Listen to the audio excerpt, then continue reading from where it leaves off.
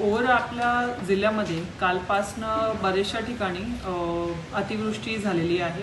Particularly जो आपला coastal area आहे म्हणजे पालघर, डहाणू, वसई तिकडे मोठ्या प्रमाणात पाऊस झाल्यामुळे आणि सोबतच हाय टाईड असल्यामुळे काही सखल भागांमध्ये आणि गावांच्या एरियामध्ये पाणी भरलं होतं।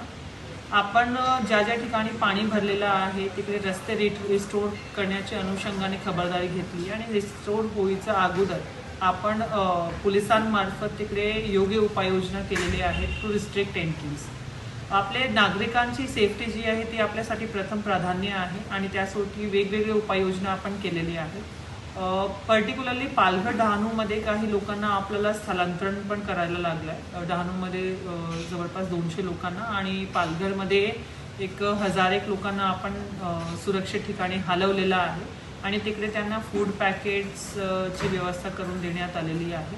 जशी परिस्थिती नॉर्मलाइज होईल तशी त्यांना परत त्यांच्या घरामध्ये शिफ्ट होण्यासाठी आपण प्रोव्हिजन करून देणार आहोत। यासोबतच आपल्याकडे वसईमध्ये महानगरपालिकेमार्फत सिमिलर रेस्क्यू रिलीफ मेजर्स सुरू आहे। एक NDRFची टीमच्या मदतीने आपण काल पालघरमध्ये रेस्क्यू केला होता आणि आता ती टीम एक NDRF आणि एक SDRFची टीम वसई विरार कॉर्पोरेशन हद्दीमध्ये आज रोजी प्रेझेंट आहे आणि ते कार्य करतात।